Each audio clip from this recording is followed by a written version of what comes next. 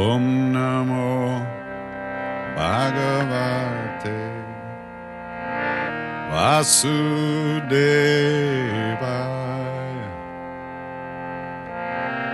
Om Namo Bhagavate Vasudevaya.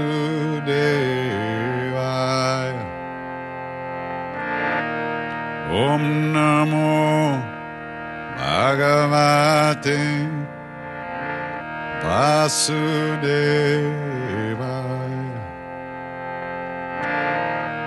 Om Namo Bhagavate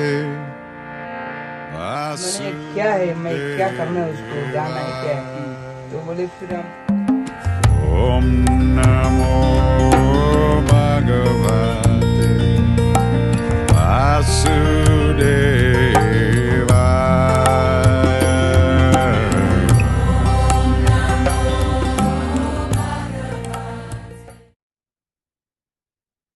Hello, my friends. Welcome to The Gathering. It's David Ault, and I am so honored and eager to be able to share with you from the energy and the beauty of the foothills of the Himalayas here in northern India. We are so blessed to be staying with friends. They run a homestay here that they have built themselves. Generationally, they have been here for hundreds of years in this amazing place.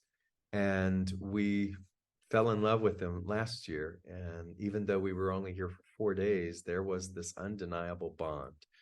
So the intention was to finish up our trip, all of the travel, all of the work for my foundation, and to come home here and to be with our family here and to open ourselves up to, once again, the undeniable energy and healing power of the Himalayas. And it's going to be a meager attempt to try to convey in words what this place is and how it affects us. But I'm going to try.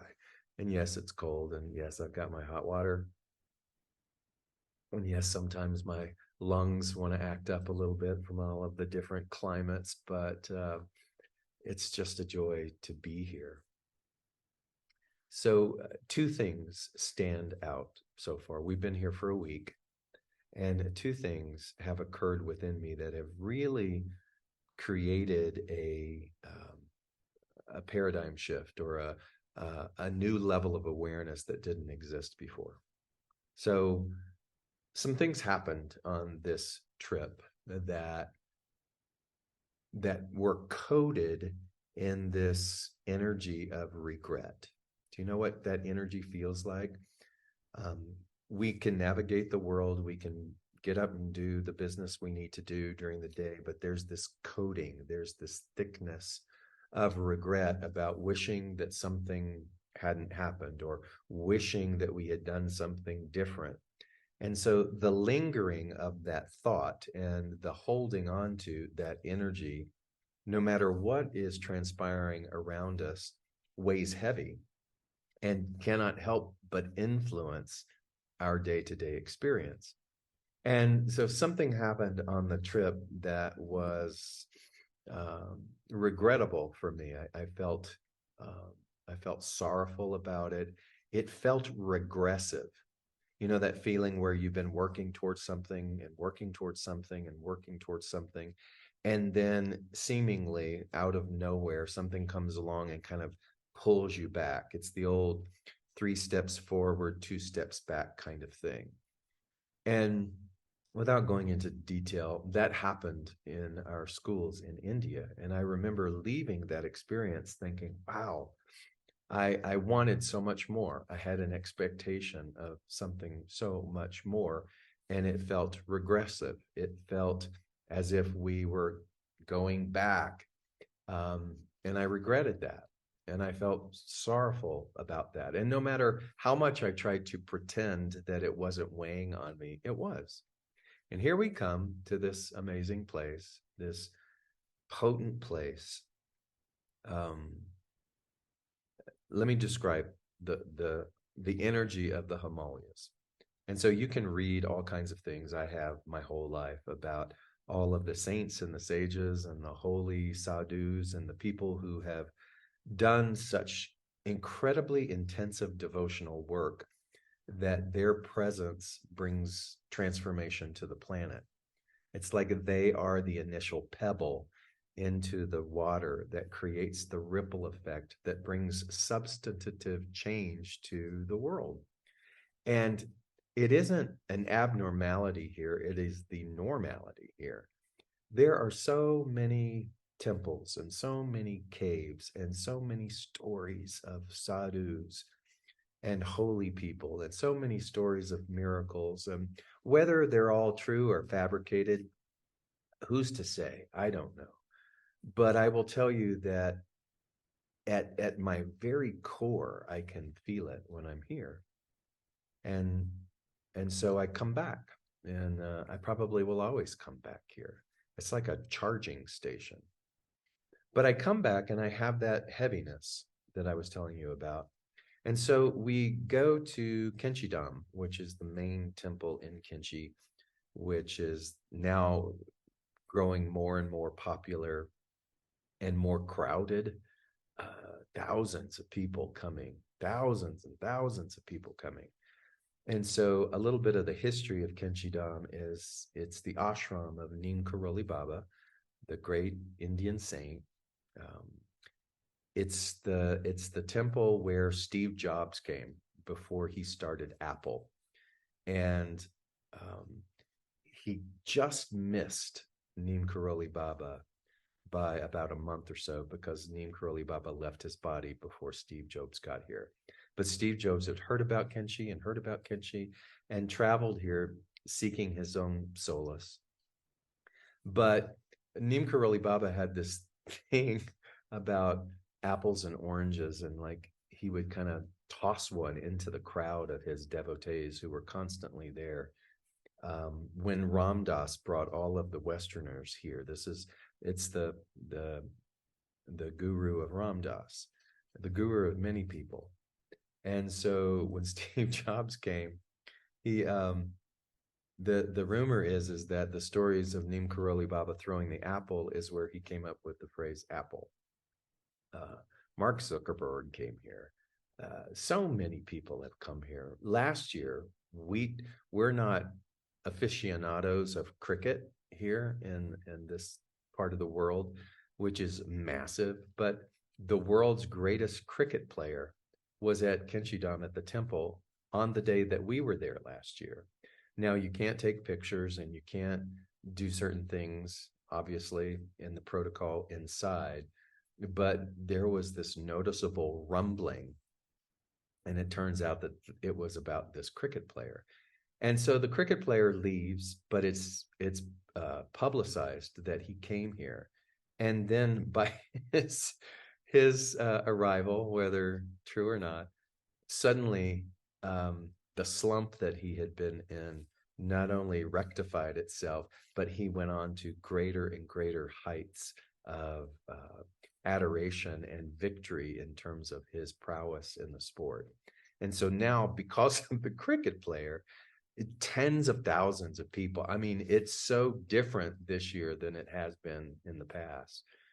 And so neither right nor wrong. It's obvious that people are hungry for something. And so no matter what it is that drives them to their genesis, their beginning of a spiritual path or a relationship to something holy, even if it's the old-fashioned Santa Claus God, where they're like, gimme, gimme, gimme, everybody's got to start somewhere. We're too easy to criticize people and the way that they do their path. We're quickly critical of the particular route that one takes to get to the top of the mountain. I don't know about you, but I had more than half my life in relationship with the Santa Claus God. It's what I grew up in. It was pray to God, ask this external deity, behave in a certain way in order to gain this approval. So everybody's indoctrinated in that in some form. And you can't blame them for where they're at. What I can say personally for me, that this journey, even though in the grand scheme of the illusion of time is just this tiny little fragment, has taken my whole human life to get to the awarenesses where I am. So we can't blame anybody, and we shouldn't criticize anybody for where they at or what it is that they shout from the megaphone of their belief. And so there are people here by the thousands who are here because they want something. And if we are all truly honest, wherever we are on our spiritual path, we want something. We want to feel better. We want to relieve ourselves of these burdens that are so extensive and so old and so deep and so generational. And so I'm carrying this regret about the regressiveness and of the school in India. And I go, it's my first night back at the temple at Kainchi.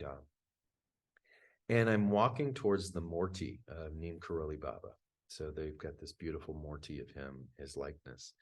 And the people are bowing and singing. And I'm standing there, partly amazed by how crowded it is, and partly fixating on Neem Karoli Baba's face. And thinking about this feeling, this regrettable feeling. And all of a sudden, this image occurred to me that there is no such thing as regression. There is no such thing as devolving, that there is only evolving, because wherever one is on that storyline we just talked about on their path, they're still moving forward. They're still expanding, if you will, from where they just were in the moment prior to that. Through the illusional eye of our humanity, we think that certain things are regressive. We believe that certain things are devolving. And in the illusion of that, we become sorrowful, we become regrettable, we become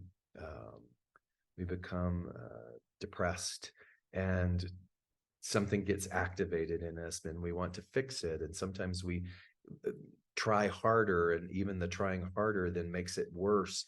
And so we get very bundled and very tightly woven into the belief that something is devolving. And in that moment, what just came to me, I don't know, let's call it a download. Forgive the cliched terms. But this download comes, and it's like, that's not true. That never happens. What it appears like, the illustration of sliding down the mountain and the fingernails crawling, trying to hold on, is an optical illusion. It's a mental illusion. It's a thought illusion. It's a belief illusion. Because really, instead of going down, what's happening is that if that was a picture, the picture doesn't go this way. The picture goes this way. And so where we're holding on to is where we are. But it's not bottoming out. It's opening up, if you can understand what I'm saying. So it looks as though I'm here at the summit, at the peak, at what I'm comfortable with, and suddenly I'm losing everything.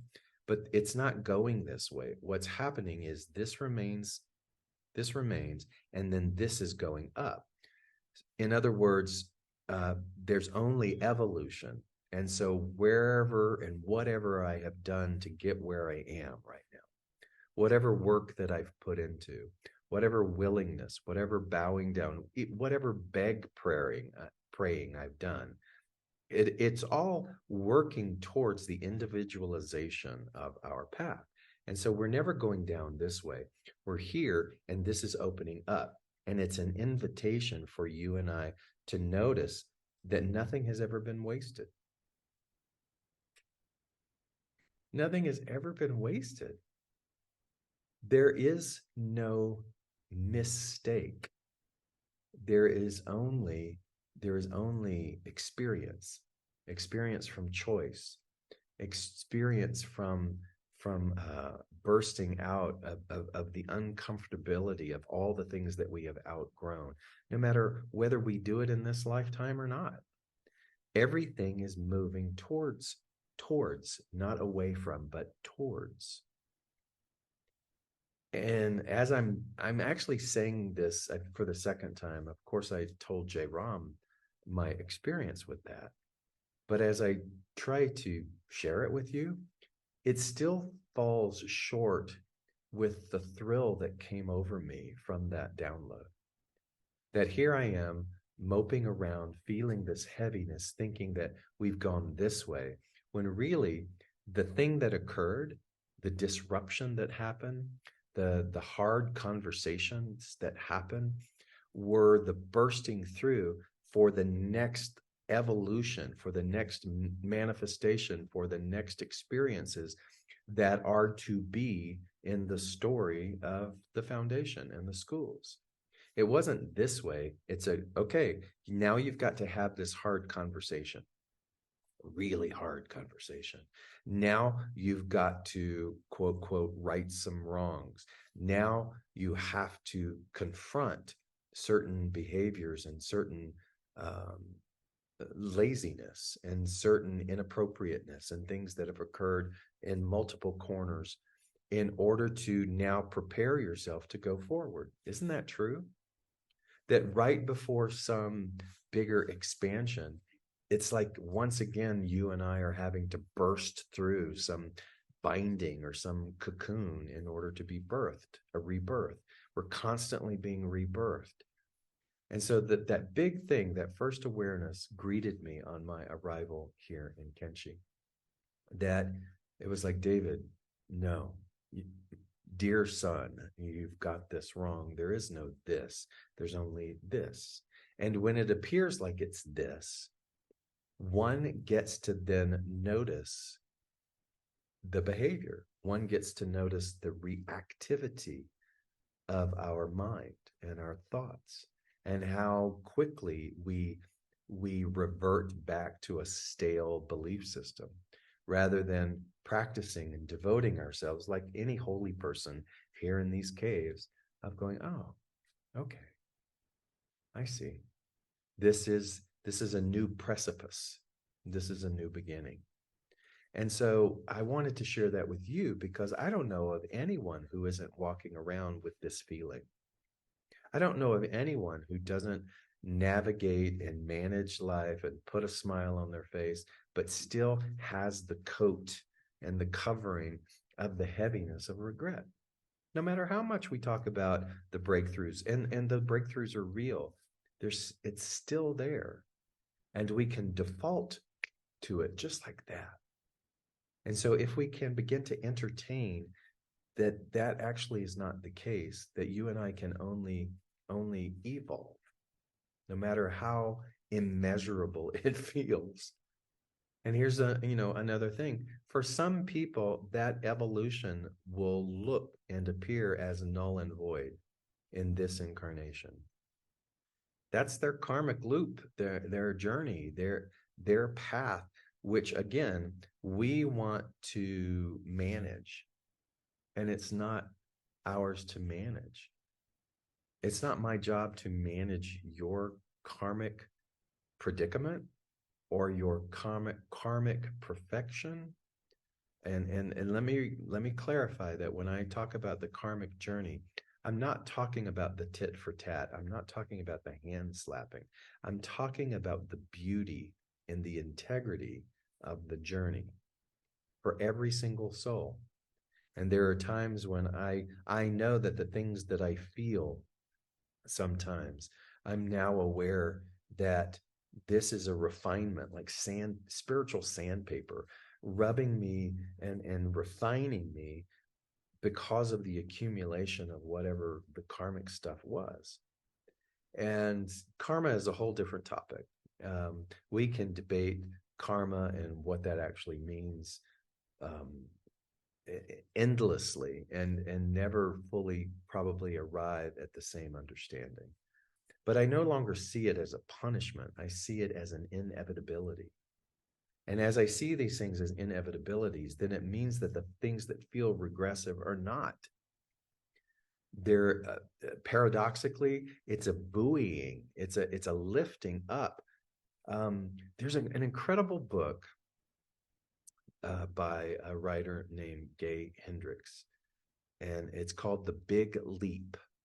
It was one of my favorite books to teach from because Gay Hendricks, the author, talked about something that he defined as the upper limit.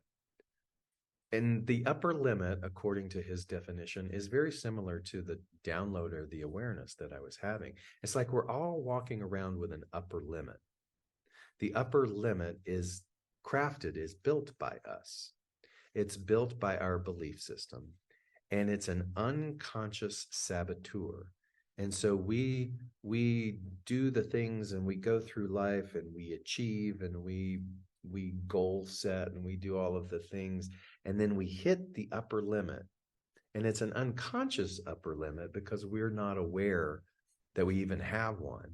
And then the moment that we hit it, in that moment, if there isn't this that shatters the ceiling of the upper limit, that makes what was once our ceiling our floor, then what happens is, boom, we hit this, we create sabotage, and then we go back down and we start the thermometer climb all over again.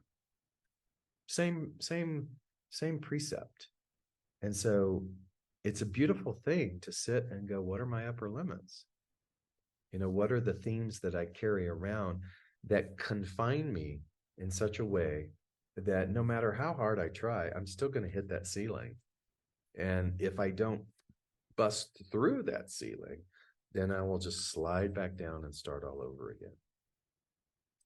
And so that was one of the big lessons that greeted me. And then the second quickly was sitting in the caves.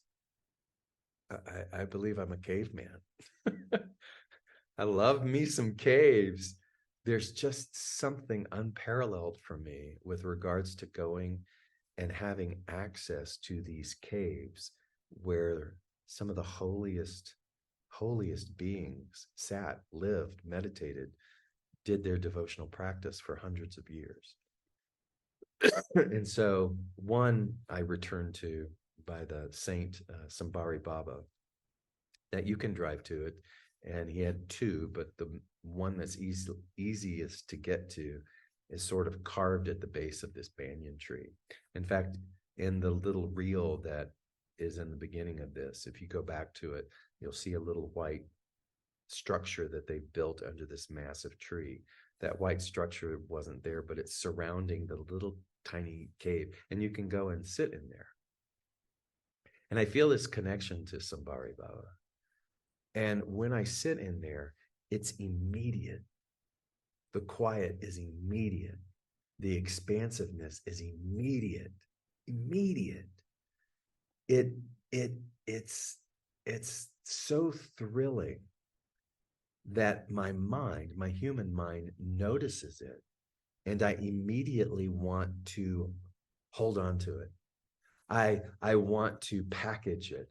I want to preserve it. I want it to linger. And the moment that my mind goes there, the expansiveness goes away.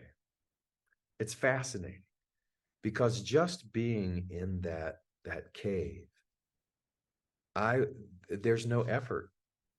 There's no working to get to. There's no breath work involved. It's immediate.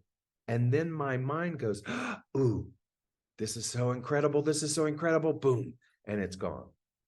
And then yesterday, for 2 hours, we climbed up a mountain to another cave in this local area that has been in existence, or people have said a sadhu has been there consecutively for 5,000 years. And it was a trek. And I even fell a couple of times trying to get up the path. And yet when I got there and I was able to go inside the cave, again, same thing. It was immediate. And this time I tried to just breathe with it, but my mind got, oh God, yes, yes, yes, yes. And then boom, it was gone. And so the lesson in that is how we all want to cling to something, to the sweetness of something, to the memory of something, to the loving of something. And in those things which are quite special or quite healing, when we go to cling to it, this paradoxical thing happens, which creates a separation because now we are identifying that thing as necessary in order for us to be connected to God. And so I've been sitting with that even after 2 hours and making it to the cave and being greeted by the amazing Baba that was there. And in the video, you saw him cook us food. Um, an extraordinary saint that, ah, wow. And still realizing in that moment, wanting to cling. So that brings me full circle to wanting to cling to Kainchi, wanting to cling to the Himalayas, wanting to cling to all of the other things, sitting under the tree where Vivekananda had his awakening, going again to Kainchi Dham to try to touch base with the energy and the vibrancy and the power and the wisdom of Ram Dass, and on and on and on. Countless people who have been here. And I saw that too as a form of clinging. We want to come to these holy places. We spend lots of money perhaps to travel, or we make sacrifices in order to be somewhere. And hear me out. None of it's wrong. None of it's wrong, because how do you and I learn the lesson of non-clinging until we wear out the activity of clinging? You understand? You can't just jump over the human experience of non-clinging and the suffering that that brings until you've worked it out, until you've dotted every I and crossed every T that was needed in that journey to then be prepared to understand that the energy that is here, the instant connection that is I experience in the caves, that the potency, like the hairs stand up on my arms and legs as I walk around this place, that this place doesn't confine that experience, that it's inviting me to get more and more loose and non-clinging in order that I can house that within my own body temple, that I can bring that same level of potency wherever I go. And I can still come here, and I probably will for the rest of my life. That's how incredible it is. But I also get to practice that I don't need to be here to feel that connection. And I notice how we all chase that high, right? Particularly when we go through long periods of that high.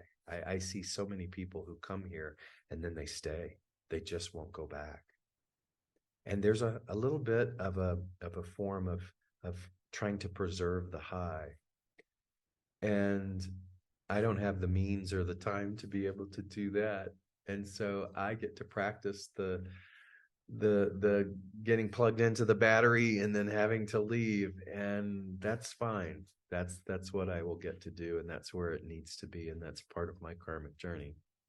And my work then is to hold it near and dear, to revere it, to practice it, to be it, even in its apparent absence.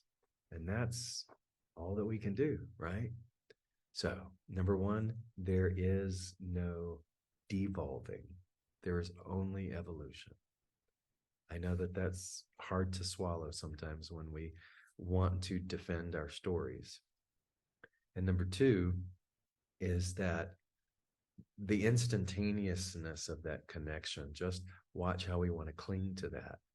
And it's okay, because in time, that instantaneous thing becomes the norm.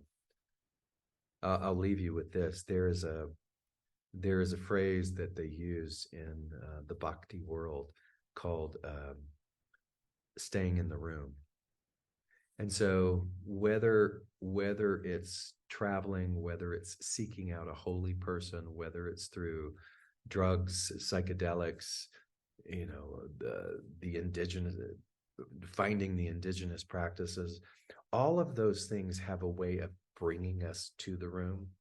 And when I'm saying to the room, it's the room of God. It's the room of boundless consciousness. It is the connection to the one. Many of those things will bring you into the room, but they won't allow you to stay. They won't allow me to stay. And so life then becomes about, what do I need to do? What needs to be released from me? What identity needs to be shed so that I can linger longer in the room? And will we all successfully approach that in this lifetime? Most likely not. But what a beautiful aim, what a beautiful intention to go for, to stay in the room. And so use what you need to do to get into the room.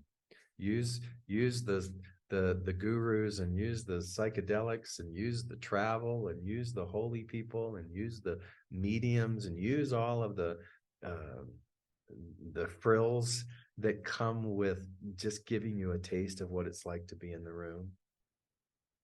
But realize that those are methods, and eventually those methods will run dry. And so here's to you and I being willing to find our own path and to honor it in order to stay in the room longer. Thank you so much for listening to me. And I'll bring you more from this place next week. Blessings.